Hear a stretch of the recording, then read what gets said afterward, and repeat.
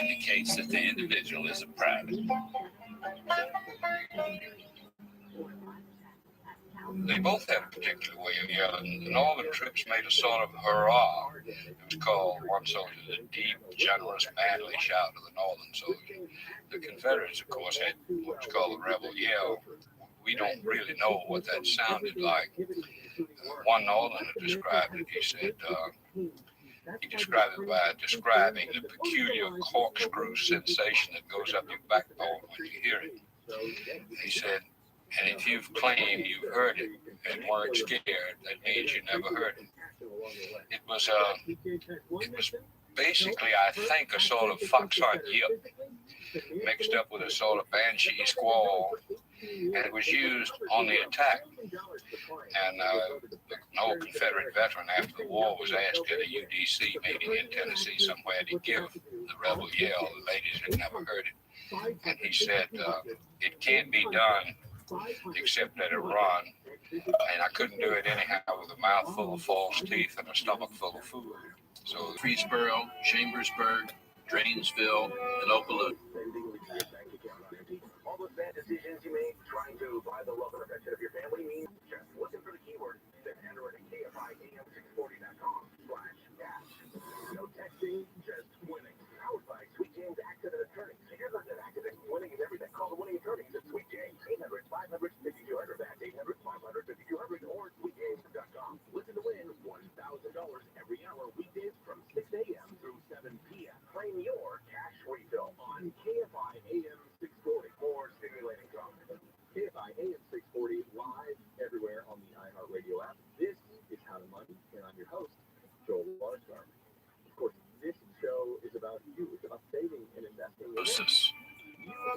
Apache Canyon, St. Augustine, Paducah, and Brandy Station.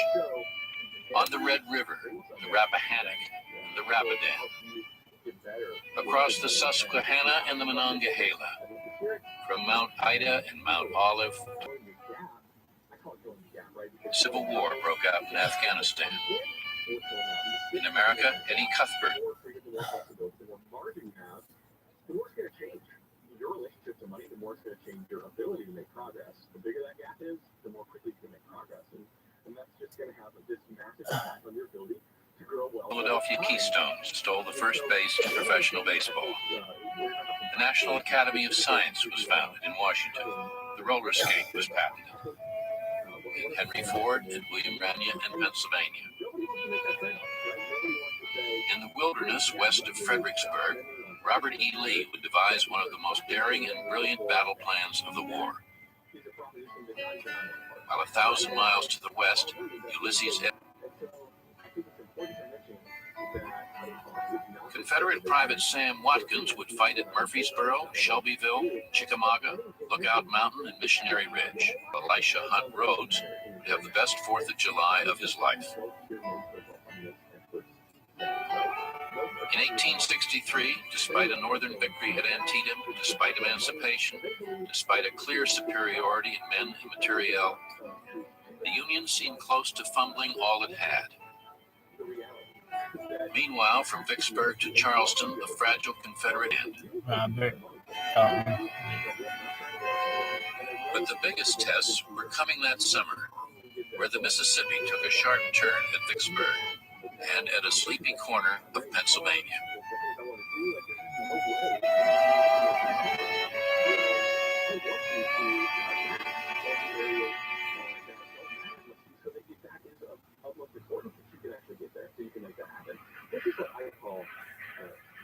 And mismanagement. The men of the Army of the Potomac had not been paid for 6 months. While Army warehouses at Washington bulged with food, little of it got to the winter camp. Scientists in our Army of the Potomac. Thomas F. Purley, Inspector General. One Wisconsin officer called the winter dysentery, typhoid, diphtheria. Disease was the chief killer of the war, taking 2 for every 1 who died of men began to stir at reveille.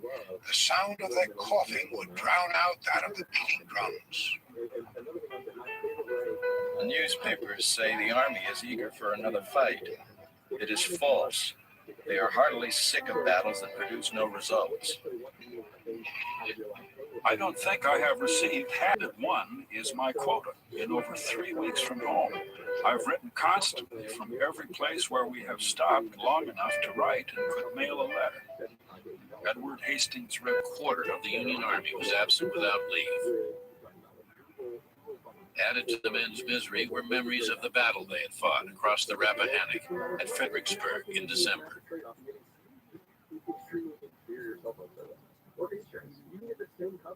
At Fredericksburg, there was an exchange across the Rappahannock.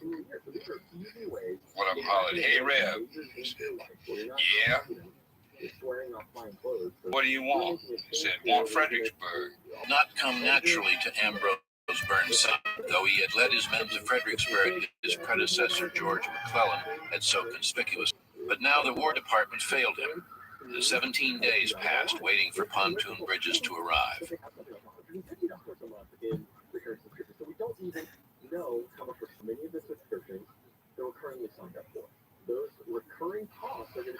By the time the bridge was in place, Lee had 75,000 men waiting in the hills.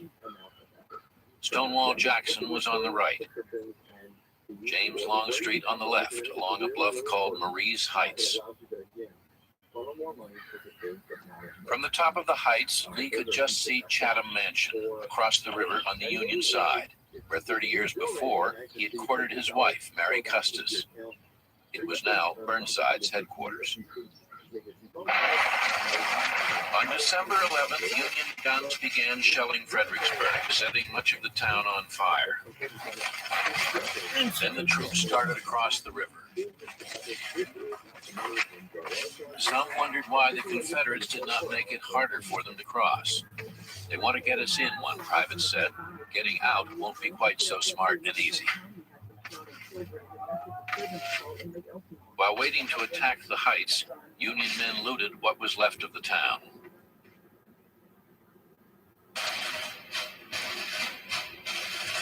The Great Assault came 2 days later on December 13th. Federal forces advanced toward Marie's Heights. Lee could not believe the enemy would be so foolish. His artillery covered all the approaches. 4 lines of riflemen waited behind a stone wall that ran along the base of the hill. General and officer assured James Longstreet a chicken could not live in that field when we open on it. Out in sunlight made the line look like a huge serpent of blue and steel. We could see our shells bursting in their ranks, making great gaps, but on they came as though they would go straight through us and over us. A few more paces onward, and the Georgians in the road below us, and the assault of that Irish brigade was beyond description. We forgot they were fighting us, and cheer after cheer at their fearlessness went up along our lines. General George Pickett. It was suicide. They came forward, one man said, as though they were breasting a storm of rain and sleet. Faces and bodies half turned to the storm, shoulders shrugged. The Irish brigade got within 25 paces of the wall. The men of the 24th Georgia who shot them down were Irish too. A Union officer watching from a church steeple saw brigade after brigade charge the stone wall. They still believed that to take a position, you massed your men and moved up and gave them the bayonet. Well, there was practically no bayonet wounds in the Civil War, much more than there were in the First World War or the Second. They never came in that kind of contact, or at least very seldom came into that kind of contact. But they still thought that to mass their fire, they had to mass their men. So they lined up and marched up toward an entrenched line and got blown away.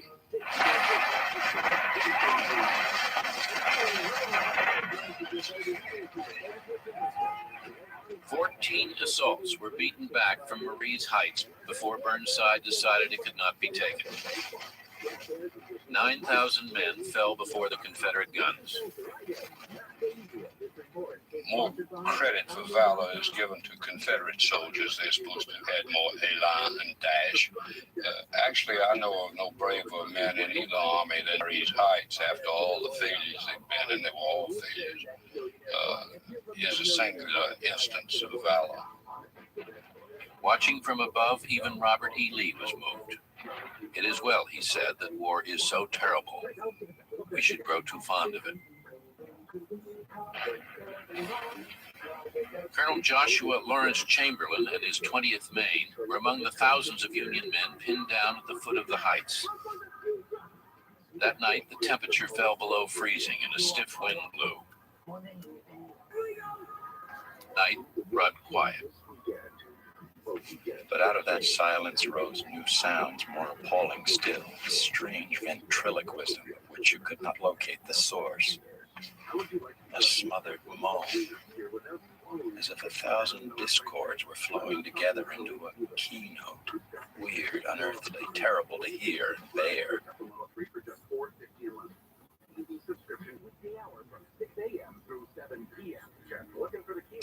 Murmuring love names as if the dearest bending over them. And underneath, all the time. At last, out-wearied and depressed, I moved 2 dead men a little and lay down between them, making a pillow of the breast of a third. Drew the flap of his overcoat over my face and tried to sleep. Joshua Lawrence Chamberlain. Behind a wall of their own dead, trying not to hear the Confederate bullets thudding into the corpses of their friends. That night, Chamberlain and his men scraped out shallow graves for the dead.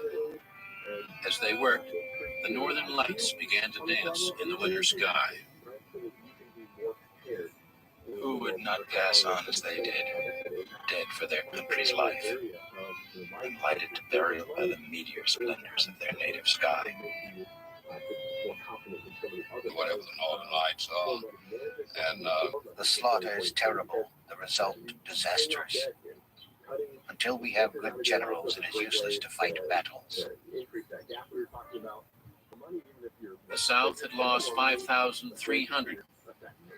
Icy rain began to fall. From the ruins of Fredericksburg, Confederate soldiers openly taunted the Union troops huddled miserably on the far side of the Rappahannock. Great deal of damage and said, kill them all.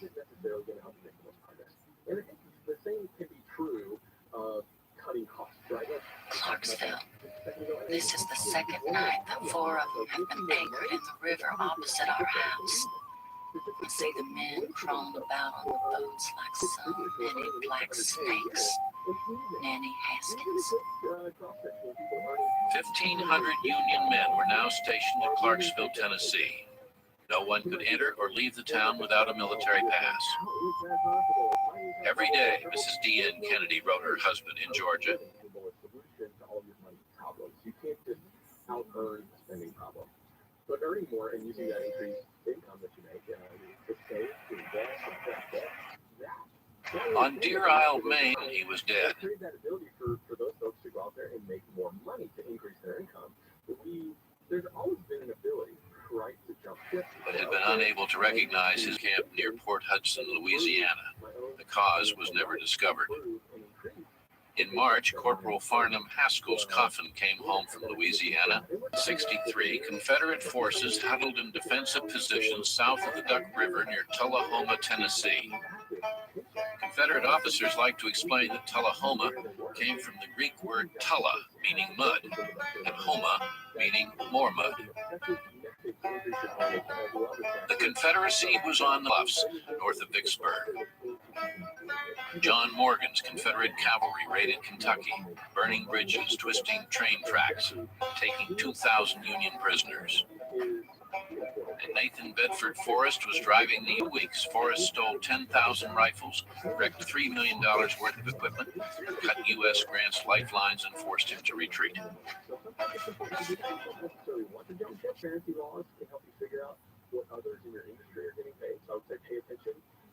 In Texas, General John B. Magruder captured a Union flotilla at Galveston. After the bombardment was over, Confederate Major A.M. Lee went aboard the badly hit USS Harriet Lane.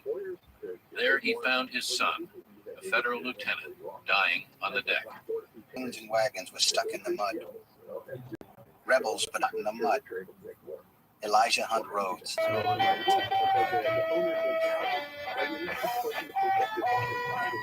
I wish you could hear Joshua give off a command and see him ride along the battalion on his white horse. He looked so splendid. He told me last night that he never...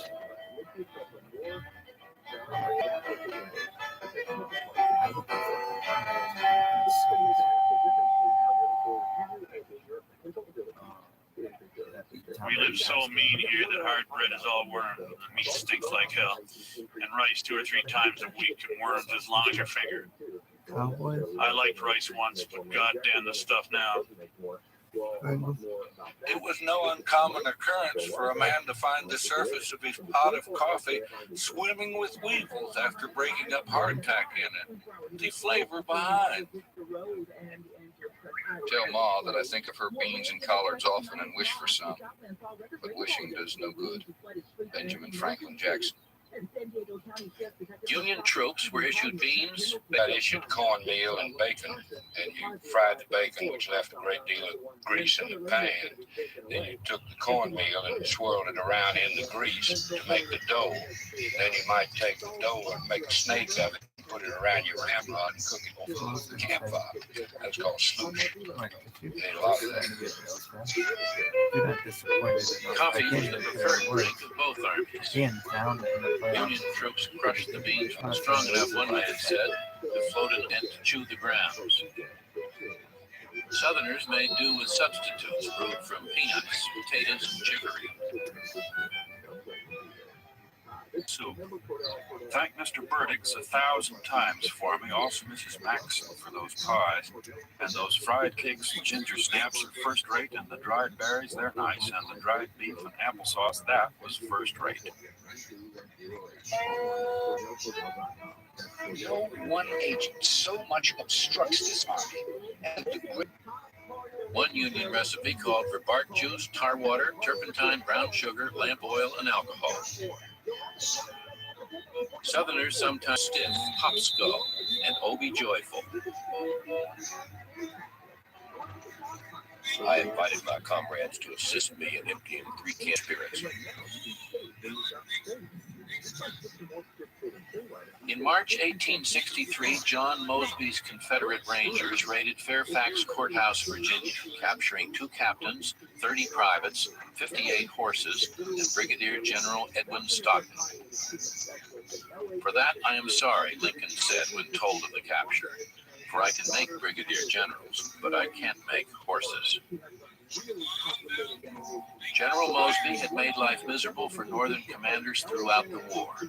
No other Confederate officer was mentioned favorably as many times in Robert E. Lee's dispatches as John Singleton Mosby.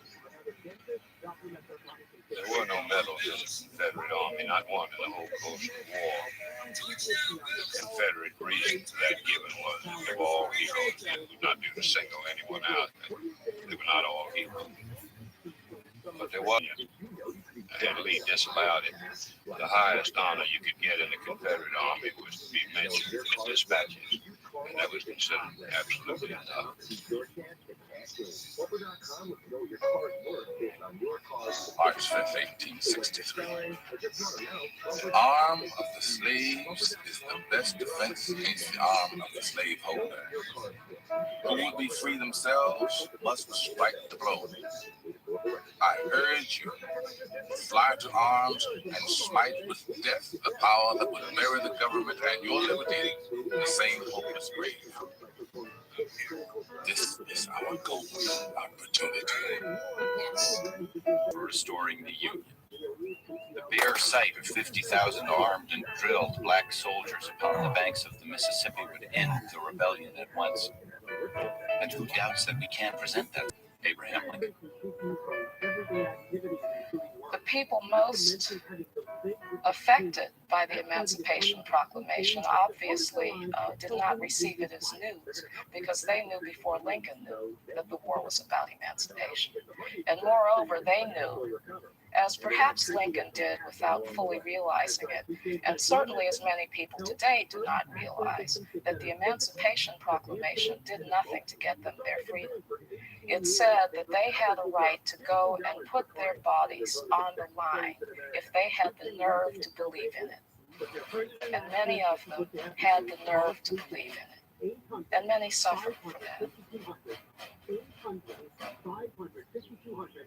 To Lincoln, it was now clear that harsher measure proclamation had already authorized the arming of freed slaves. As to the politics of Washington, the most striking thing is the absence of personal loyalty to the president. It does not exist. He has no admirers, no enthusiastic supporters, no one to bet on his head. The fall elections had not gone well.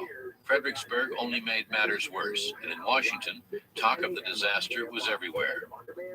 If there is a worse place than hell, Lincoln told a visitor, I am in it.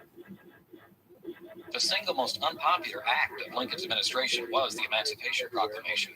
It not only was horribly unpopular in the Confederacy, where Jefferson Davis called it the most wicked thing that the dark side of humankind had ever come up with, but millions of Northerners responded to it as well. They did not really want a great many Northerners did not want the war to be changed to a war of slave liberation. Opposition to the war was spreading, especially among Democrats in the heartland, Michigan, Ohio, Iowa, Indiana, and the southern half of Lincoln's own Illinois.